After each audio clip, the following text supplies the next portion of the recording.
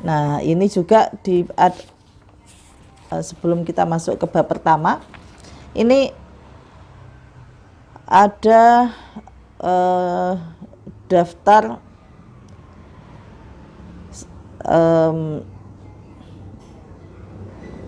keluarga maupun sahabat-sahabat Nabi, terutama ini yang perempuan yang meriwayatkan hadis. Nah, di antara para perempuan dan juga sahabat dekat Nabi ini, Sayyidah Aisyah paling banyak meriwayatkan hadis ya. Ini ranking 1. Sayyidah Aisyah meriwayatkan 5.636 hadis. Mungkin ini ada beberapa pendapat tentang jumlah hadis, tapi ini yang menurut dari Dr. Abdul Mun'im Al-Hifni itu ada 5.636 hadis. Kalau di antara istri Rasulullah, Sayyidah Aisyah yang paling banyak, kemudian disusul oleh Ummu Salamah. Ummu Salamah itu 376 hadis, dan seterusnya. Sampai kemudian ada Sayyidah Fatimah juga meriwayatkan hadis juga. Nah, di antara Khulafaur Rasyidin, hadis yang sampai yang hadis-hadis yang berasal dari Khulafaur Rasyidin itu pun masih, kalau dilihat dari kuantitasnya, ini jumlahnya di bawah dari jumlah hadis yang diriwayatkan oleh Sayyidah Aisyah. Tadi Sayyidah Aisyah 5.000 sekian, sementara Al-Khulafaur Rasyidun itu tidak sampai 1.000 ya. Sayyidina Ali misalnya hanya 586 hadis. Saya tidak bermaksud membandingkan, tapi ini menunjukkan memang Sayyidah Aisyah ini mampu menunjukkan kualitasnya gitu ya. Kemudian dengan Abu Hurairah misalnya, di sini selisihnya sedikit. Abu Hurairah 5.374, Sayyidah Aisyah 5.636, jadi selisih sekitar 3.000-an ya. Begitu pula Abdullah bin Umar itu hanya di angka 2.600-an. Jadi ini ada semacam tabel ya. Di sini ada tabel tentang jumlah hadis yang diriwayatkan oleh para sahabat. Nah, dan di antara tabel ini Sayyidah Aisyah yang menduduki peringkat pertama. Misalnya Anas bin Malik itu juga hanya di angka 2.000-an, 2.286 gitu. Abdullah bin Abbas bahkan di angka 1.000 sekian, 1.600. Nah,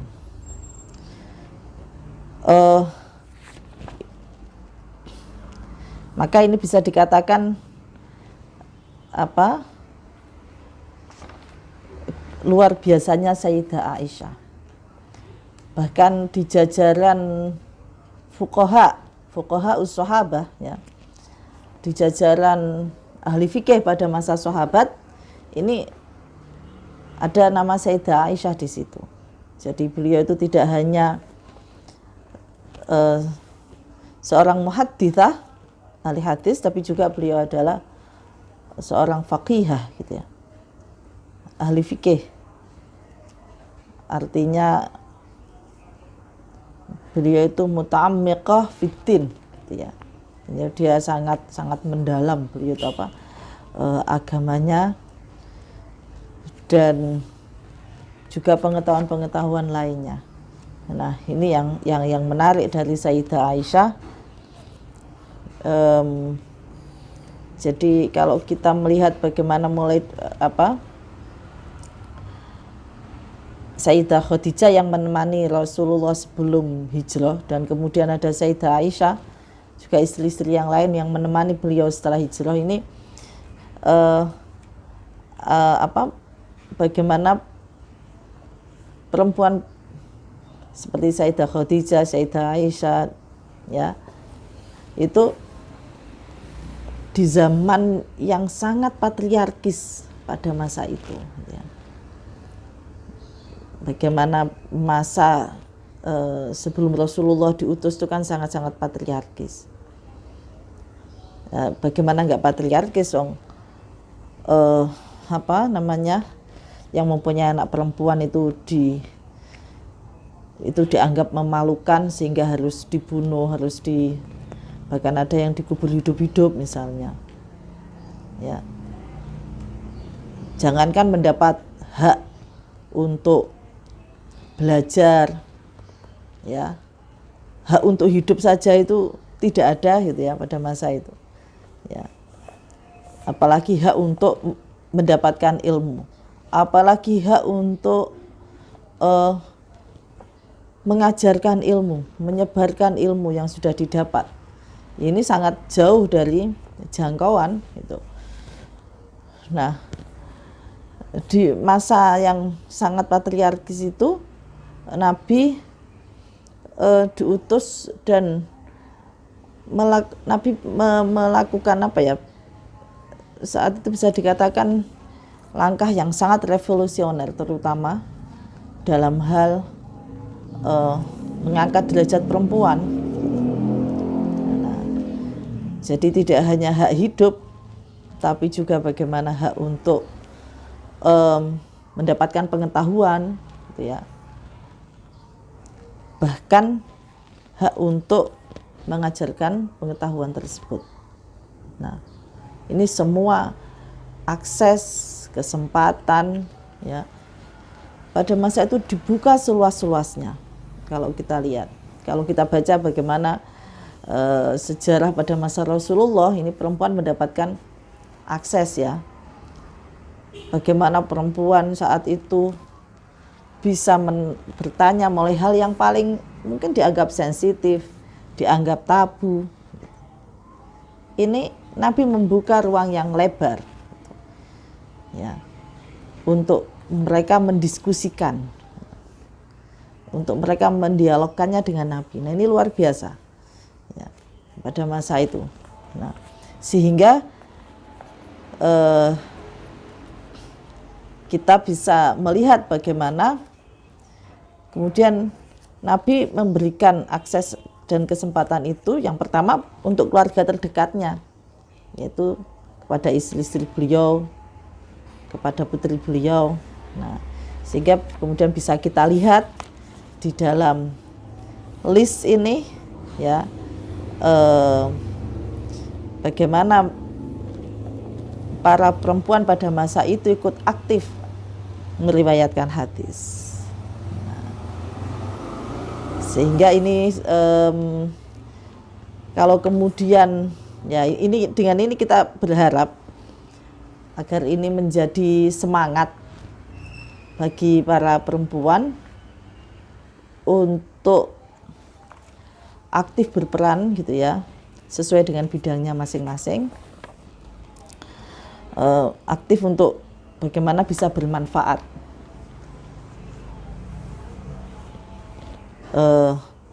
bagi masyarakat. Nah, ini inspirasinya adalah dari ya, pertama tentunya dari keluarga Rasulullah SAW. Baik, ini saya bacakan langsung ke Al-Fasrul Awwal, ya. Al-Fasrul Awwalu. Pada bagian yang pertama ini tentang ilmu Aisyah ummul mukminina. Ilmu Aisyah ummul mukminina tentang pengetahuan atau ilmu yang dimiliki oleh Sayyidah Aisyah sebagai ummul mukminin, ya. Wa fiqhuha, dan kemahiran beliau, kedalaman ilmu agama beliau, ya. Wa fiqhuha itu. Jadi fikih itu kan secara lughatan itu al-fahmu, paham. maksudnya di sini ini ilmu yang dimiliki ini tidak sekedar hanya untuk pantas-pantesan, formalitas, tidak. Tapi beliau sangat ahli di dalam ilmu yang sudah dipelajari itu. Jadi pakar lah gitu ya. Nah, jadi wa fiqhuha itu bisa dikatakan kepakaran beliau. Wa hifdzuha juga kuatnya hafalan beliau. Ya. Bagaimana beliau meriwayatkan hadis ini kan menunjukkan kedobitannya. Beliau mampu menghafalkan apa yang didhawuhkan oleh Rasulullah persis. Nah, ini menunjukkan bagaimana kekuatan ya, hafalan beliau. Wa makanatuha, dan juga posisi Aisyah baina ahlil ilmi, dalam antarane ahlul ilmi, ahline ilmu, wal adabi, dan ahli dalam bidang, dalam hal etika. Jadi tidak hanya dia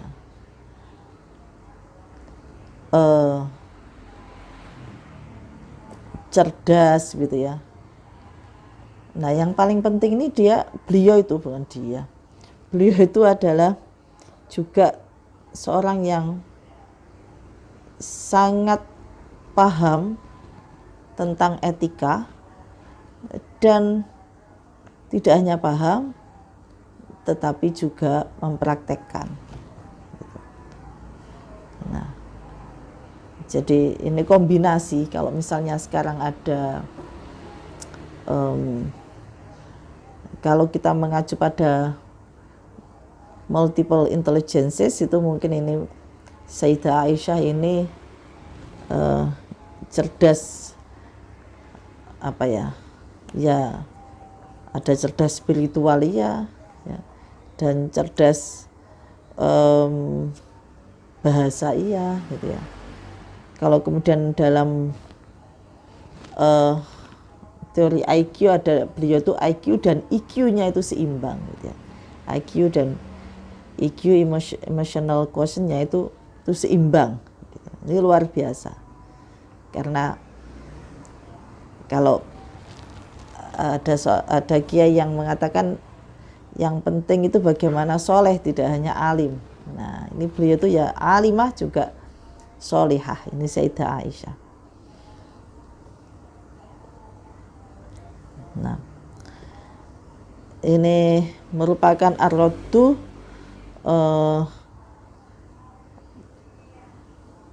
penolakan. Jadi ini semacam statement dari muallif ya, muallif kitab ini, penolakan ala ashabid da'wah. Jadi bagi mereka yang menuduh bi annal islama, bahwa sesungguhnya Islam itu yahuddu min sya'nil mar'ati. Islam itu merendahkan posisi perempuan, merendahkan perempuan gitu ya. Wa yazri min makanatiha, dan juga sama merendahkan posisi perempuan. Wa yubkhisuha, dan juga menganggap rendah apa Islam ha ing al mar'ah qadruha ing kemampuannya mar'ah. Jadi mungkin ada sebagian orang yang menganggap bahwa Islam itu sangat merendahkan perempuan dan tidak menghargai kapasitas dan kapabilitas perempuan, kira-kira begitu, dan juga memosisikan perempuan di posisi yang rendah. Nah, apa yang ditulis oleh Dr. Abdul Mun'im Al-Hifni ini ingin menunjukkan bahwa ini tidak seperti itu. Jadi ya kita tahu juga ya bagaimana hadis-hadis Nabi, misalnya tolabul ilmi faridotun ala kulli muslimin, ada muslimatin di situ, bahwa menuntut ilmu juga wajib bagi laki-laki dan perempuan, yang itu dicontohkan sendiri oleh istri beliau dan keluarga beliau yang perempuan gitu. Dan bagaimana tadi yang sudah saya singgung ya, bagaimana perempuan tidak hanya mendapatkan hak ya, maksudnya pada masa Rasulullah itu perempuan ditunjukkan bagaimana Islam sangat menghargai perempuan. Perempuan tidak dinilai sebagai separuh manusia, tidak dinilai sebagaimana pada masa jahiliyah bahwa perempuan disamakan dengan sapi, dengan unta, dengan kambing atau dengan hewan, karena saat itu perempuan menjadi barang warisan, artinya disamakan dengan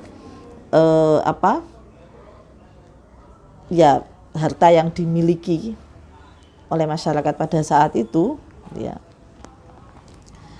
Tetapi perempuan ini bahkan ya mendapatkan hak waris. Jadi ini suatu langkah yang luar biasa pada saat. Jadi di saat masyarakat yang masih sangat patriarkis ini, dan Islam datang dengan harapan baru yang tidak sekedar PHP harapannya itu ya, tapi ya benar-benar diwujudkan, ditunjukkan oleh Rasulullah.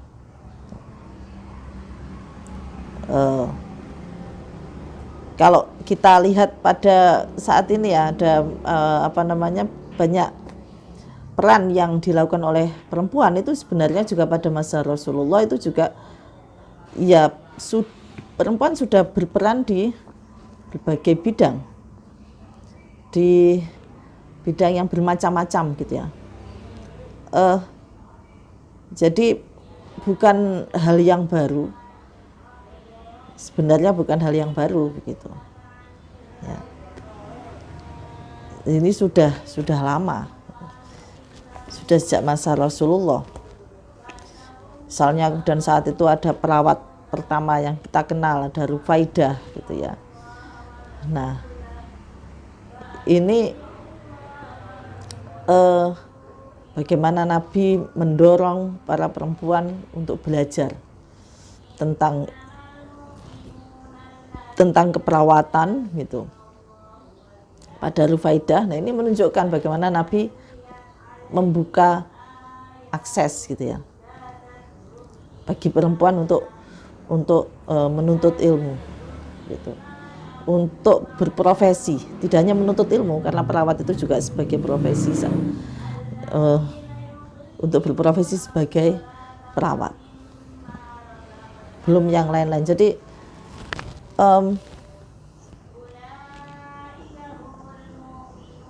saya membayangkan pada masa Rasulullah itu kehidupan saling, Rasulullah menciptakan kehidupan yang saling menghargai gitu ya. Tidak ada yang satu memandang rendah yang lain gitu, atas nama, baik itu atas nama perbedaan jenis kelamin atau atas nama perbedaan status sosial. Ini tidak kemudian menjadikan seseorang itu berhak untuk merendahkan pihak lainnya yang berbeda gitu. Nah, ini yang mungkin perlu menjadikan pelajaran kita sekarang ini ya. Kita mengambil contoh bagaimana kehidupan pada masa Rasulullah itu, kehidupan masyarakat pada masa Rasulullah. Ya, kanat ono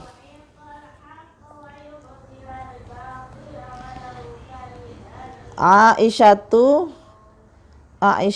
sopo Aisyah. Hiya yaiku utawi Aisyah al muhadditsatu itu ahli hadis perempuan. Ya. Al-ula kang pertama. Muhaddisah yang pertama tentang apa? An hayatin Nabi sallallahu alaihi wasallam. Tentang hadis-hadis tentang kehidupan Nabi. Jadi ini Sayyidah Aisyah ini beliau yang pertama ya. Yang muhadditsah yang pertama kali yang menceritakan bagaimana kehidupan Nabi. Ya kan banyak itu hadis-hadis tentang bagaimana kehidupan Nabi, mulai Nabi ya bagaimana beliau makan dahar ya, beliau sholat, beliau bagaimana cara beliau bergaul dengan istrinya, maksudnya bagaimana beliau memperlakukan istrinya mulai dari teman gitu ya, sahabat gitu, dan juga bagaimana beliau dengan para ya kehidupan di rumah tangga beliau itu yang banyak menceritakan Sayyidah Aisyah, dan tidak hanya banyak tapi juga yang pertama kali gitu. Yang pertama kali menceritakan dan pasti valid ya pastilah gitu ya, misalnya tentang head gitu. Dan juga si Sayyidah Aisyah ini bisa dikatakan konselor ya,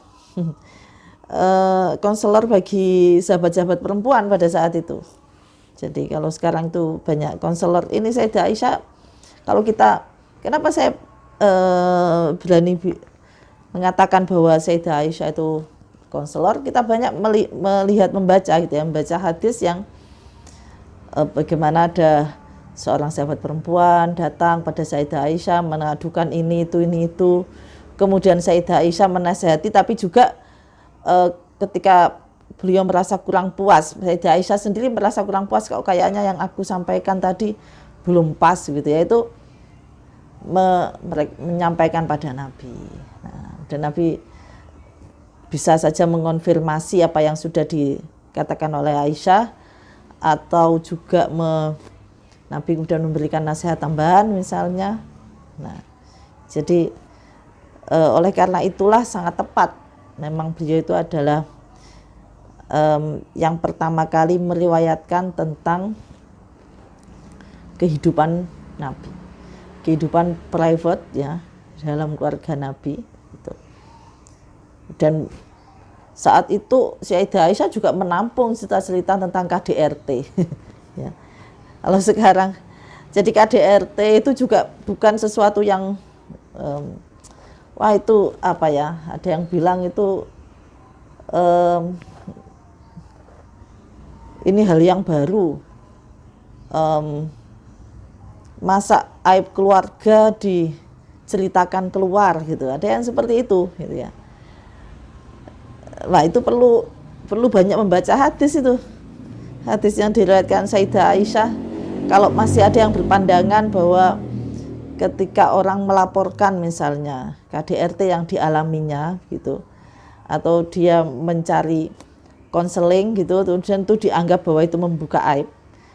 Nah itu banyak hadis yang membuka aib. Kalau itu dimaknai membuka aib, nah itu banyak hadis yang membuka aib gitu ya, menceritakan misalnya perempuan mengadu pada Sayyidah Aisyah, suami saya begini gitu ya, ada yang suaminya menyuekin gitu ya. Itu ada itu dalam salah satu hadis, misalnya saya sudah siap gitu, maksudnya mengajak suaminya untuk ini puasa-puasa, bukan bermaksud untuk ngomongin ini ya hal yang membatalkan puasa, tapi ini menceritakan betapa pada masa itu ya kasus-kasus KDRT. Kalau kita ngomong KDRT bukan hanya yang fisik ya, justru yang tidak banyak itu adalah KDRT yang non fisik. Nah ini yang banyak diceritakan oleh perempuan pada masa Nabi itu pada Sayyidah Aisyah. Nah, jadi Sayyidah Aisyah itu konseling, ya, juga merangkap advokat yang dan juga mediator, ya, bisa dikatakan bisa merangkap mediator saat itu. Nah inilah bagaimana peran Sayyidah Aisyah sebagai muhadditsah ula, ya, an hayatin Nabi. Wa kanat lan ono sapa Aisyah athaniyata iku yang termasuk yang kedua ma'abi Hurairah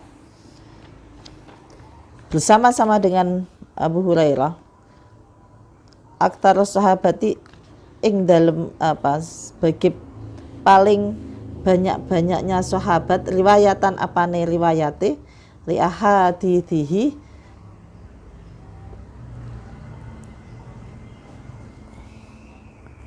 kedua pira-pira hadis Nabi Shallallahu Alaihi Wasallam. Jadi beliau termasuk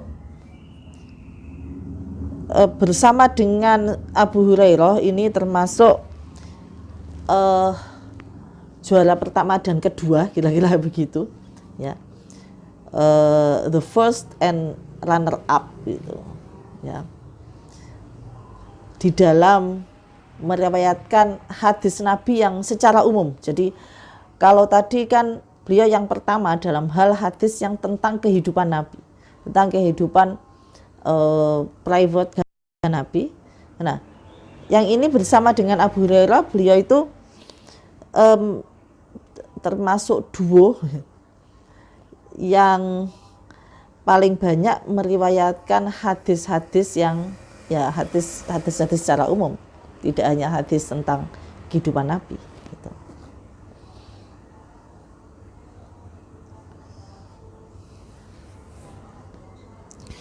Wan farodat dan juga ndewe sinten Aisyah fima ing dalam barang uturun tai pira-pira athar anil fuqaha is-sab'atil kibar saking ahli fikih 7 yang terkenal, yang besar gitu ya. Bitakriri rubail ahkami syar'iyyati, dengan penetapan seperempat hukum syar'i fil islami ing dalam Islam. Bahkan mengko ono sonten Aisyah bidzalika kelawan mengkono-mengkono tadi infaradat ya, bitakriri rubail ahkami syar'iyyah fil Islam tuh. Afqahal jami'i itu orang yang paling ahli fikih gitu. Wa a'lamahum, dan juga paling ngalim. Wa ahsanahum, dan juga paling bagus ro'yan apane pendapate inda jumhurin nasi, menurut mayoritas manusia. Jadi dalam hal fikih ini beliau ini di antaranya ini ada al-fuqaha us-sab'ah. Kalau al-fuqaha us-sab'ah itu sebenarnya yang itu julukan pada masa tabi'in, itu ada ahli fikih yang 7 itu ya. Ada Sa'id, tapi itu masa tabi'in itu. Nah, maksudnya begini, jadi kalau fuqaha us-sab'ah itu ahli fikih yang 7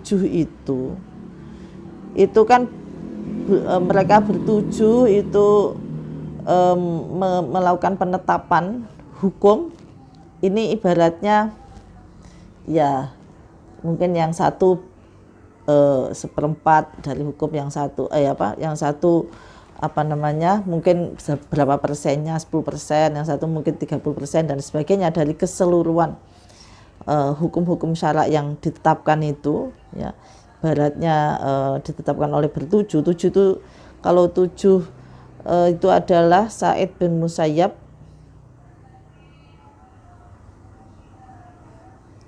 Qasim bin Muhammad bin Abu Bakar, ada Ubaidillah bin Utaibah bin Mas'ud, Kharijah bin Zaid bin Thabit, Salman bin Yasar, Abu Salamah bin Abdurrahman bin Auf, ya. Nah, ini Sayyidah Aisyah hanya beliau sendiri, maksudnya sendirian gitu, orang satu ini mampu menetapkan, membuat ketetapan seperempat gitu. Jadi dalam fikih, maksudnya beliau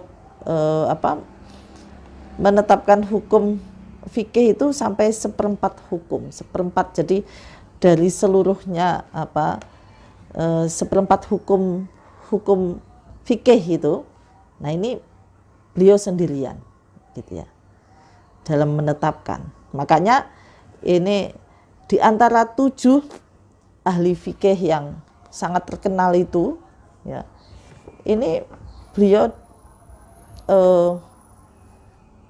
paling ahli fikih.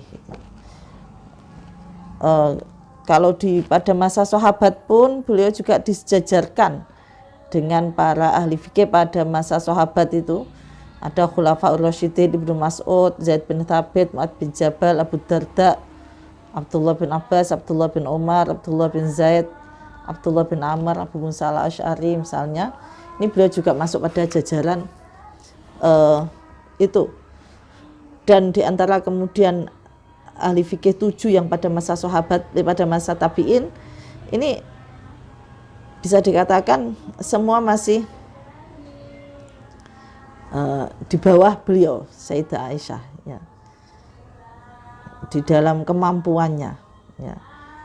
Karena beliau sangat-sangat mahir, sangat pakar dalam fikih, paling ngalim gitu, dan juga pendapatnya itu selalu paling kuat dan paling logis, seperti itu, ya. Bisa dikatakan kalau fakanat ahsanahum ru'yan itu berarti beliau itu kalau berpendapat itu tidak terbantahkan gitu, ya. Argumentasinya itu sangat kuat. Nah, ini yang luar biasa. Nah, di sini saya jadi ingat bahwa ada anggapan, nggak tahu anggapan ini apakah dibuktikan secara ilmiah atau tidak, tapi ya saya sih masih meragukan. Katanya kalau perempuan itu pasti akan kalah dalam hal logika dengan dibanding laki-laki gitu, ya. Karena katanya perempuan itu lebih menonjolkan emosinya dibanding logikanya. Sehingga katanya ya itu tadi, perempuan secara kodrat, ada yang sampai bilang bahwa perempuan secara kodrat itu memang lebih unggul emosinya dibanding kemudian logika berpikirnya. Tapi kalau kita melihat bagaimana realita tidak hanya sekarang, tapi sejak zaman Nabi, dan ini kita lihat bagaimana Sayyidah Aisyah, ini beliau sangat-sangat logis gitu, ya. Kalau berargumen ini sangat kuat, tidak terbantahkan, ya, oleh para, baik di antara saat itu beliau sangat kuat itu, tidak hanya ya di antara baik sahabat perempuan maupun sahabat laki-laki. Dan tidak hanya beliau, sahabat-sahabat perempuan yang lain kita lihat juga sangat terlatih gitu logikanya ya. Kalau kita melihat bagaimana sahabat-sahabat perempuan ketika beliau berdiskusi dengan Nabi misalnya, ini saya menjadi meragukan tadi apakah memang benar kemudian perempuan itu tidak logis gitu, cara berpikirnya.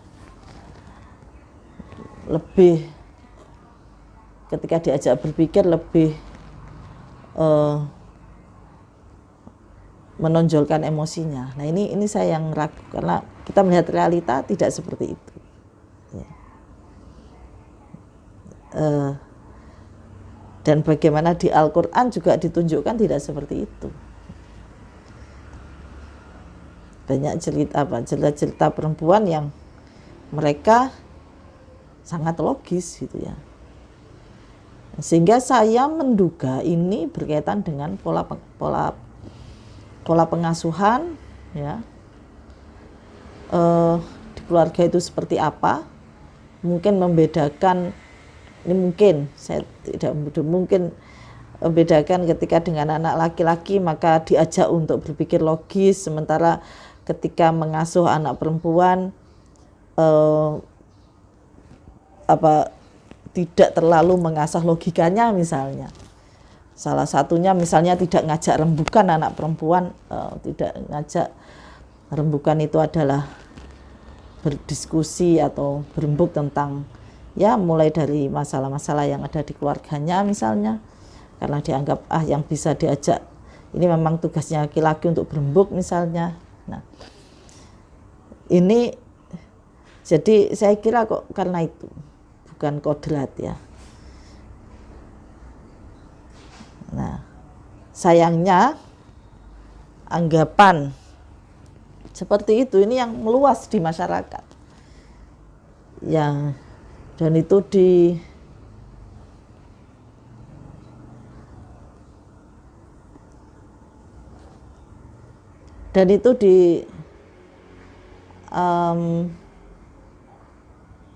diamini oleh media kita,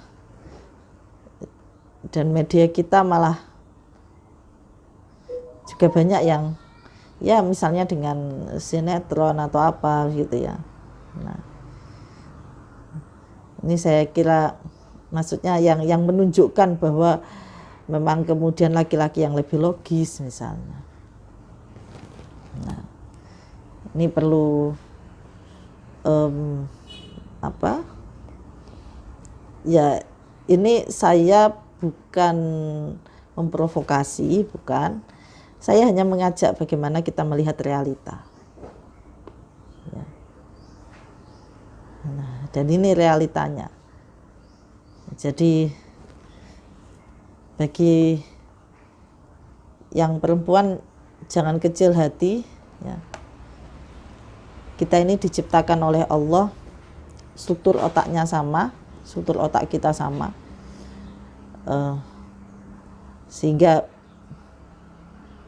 kita sebenarnya juga mampu untuk menggunakan akal kita untuk mengasah logika kita.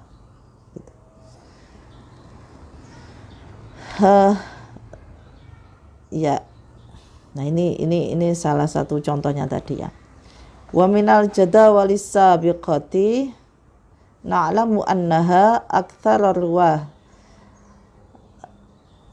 ruwati haditsan bila manazi'a. Dan dari list ya tadi list tabel tentang hadis tadi,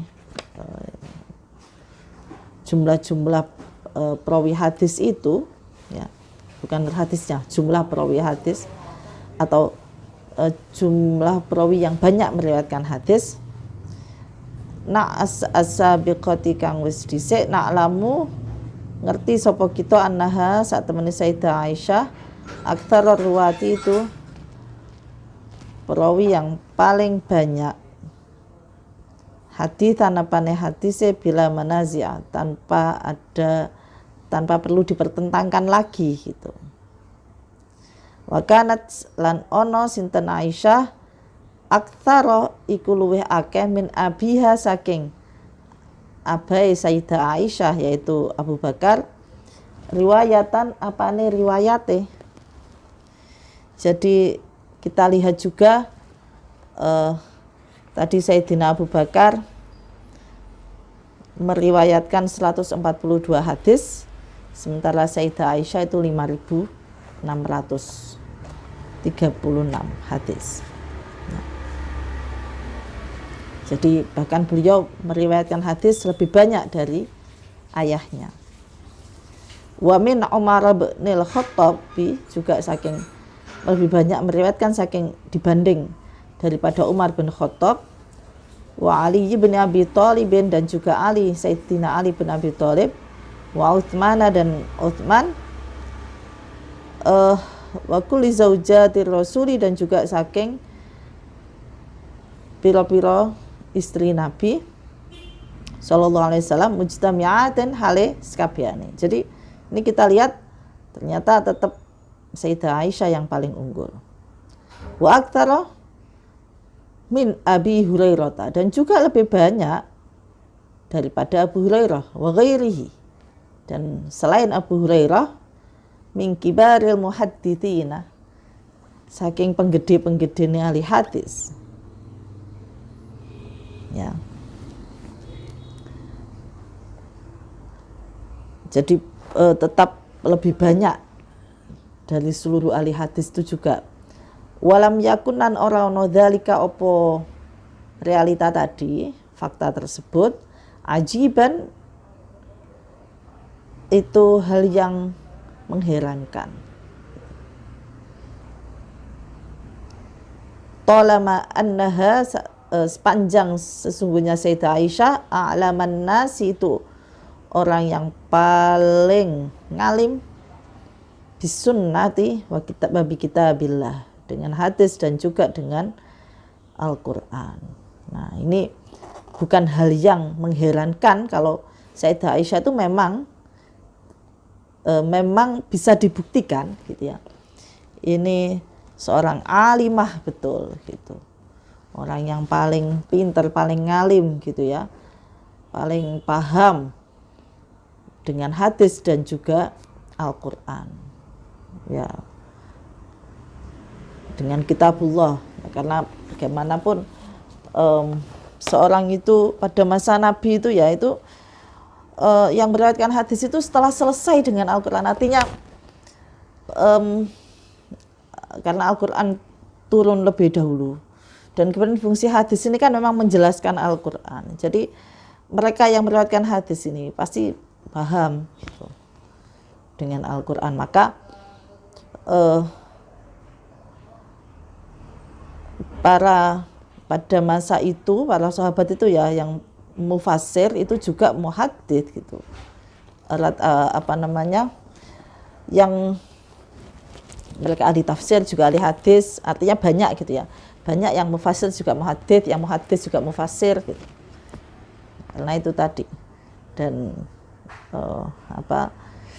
karena paham sekali memang fungsi hadis ini menjelaskan ya. Dari salah satunya fungsi hadis adalah menjelaskan dari ayat-ayat Al-Qur'an gitu. Karena ayat Al-Qur'an itu masih global, nah kemudian ada yang kemudian dijelaskan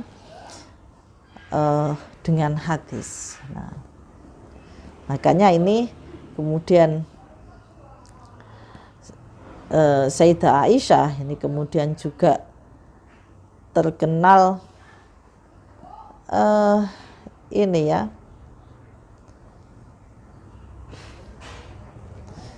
dengan terkenal paling ngalim gitu. Wa Aisyah tulan utawi Aisyah sakanat itu hidup, maksudnya apa ya, hidup bersama ya Rasulullah Rasulullah sallallahu alaihi wasallam, maksudnya hidup bersama Rasulullah itu nahwa tis'a sanawatin wa khamsata syuhurin, sekitar 9 tahun 5 bulan ya. Jadi wajalasat, pada saat itu hidup bersama Rasulullah itu selama itu gitu. Ya kalau dihitung dengan Sayyidah Khadijah memang masih lebih lama Sayyidah Khadijah. Masa-masa sulitnya itu memang dengan Sayyidah Khadijah, maka tidak mengherankan ya Sayyidah Aisyah itu ya seringkali muncul cemburu pada Sayyidah Khadijah yang sudah tiada. Padahal Sayyidah Khadijah sudah wafat, tapi Rasulullah masih terlihat memang sangat mencintai Sayyidah Khadijah, dan itu tidak jarang membuat Sayyidah Aisyah itu cemburu. Nah, dalam manaqib Sayyidah Khadijah itu disebutkan pernah suatu saat cemburu, kemudian Nabi berkata kepada Sayyidah Aisyah, ini saya jadi ingat di salah satu di nyanyiannya Sayyidah Aisyah yang versi bahasa Arab itu sebenarnya kayak apa, diambil dari sini, kalau saya diambil justru ketika Rasulullah ngereh itu apa ya, menghibur Sayyidah Aisyah, ojo cemburu lah gitu. Laqad ruziqtu hubbaha fa ana uhibbu man yuhibbuha. Bahwa aku itu sangat bersyukur dianugerahi bisa mencintai Khadijah. Fa ana uhibbu man yuhibbuha. Maka saya itu senang pada orang yang juga mencintai Khadijah. Nah, ini itu ada itu kalau di nyanyiannya itu malah di nyanyian Sayyidah Aisyah itu tuh yang versi bahasa Arab. Gimana, saya nggak bisa nyanyi ya, jadi ada itu kata-kata bagaimana ya, pokoknya uhibbu man yuhibbu, ada seperti itulah. Nah, itu sebenarnya pangendikane Rasulullah kepada Sayyidah Aisyah ketika beliau cemburu gitu. Ya, saya kira untuk pertemuan kali ini kita cukupkan sampai di sini. Nanti kita lanjutkan insya Allah hari Jumat ya. Karena kalau Kamis itu gilirannya ada Ustadz siapa ya, Mas Aan ya, kalau Kamis tuh. Ya, terima kasih. Wallahu a'lamu bishawab. Mudah-mudahan apa yang kita kaji pada hari ini bermanfaat, khususnya ya bagi saya, umumnya bagi kita semua, dan mudah-mudahan ini menjadi semangat kita di dalam menjalani Ramadan di tengah pandemi corona ini, dan mudah-mudahan musibah pandemi corona ini segera berlalu sehingga kita bisa menjalankan aktivitas kehidupan yang sebagaimana biasa. Wallahu yahdina ila sawa'is sabil, wallahu muwaffiq ila aqwamit thoriq. Assalamualaikum warahmatullahi wabarakatuh.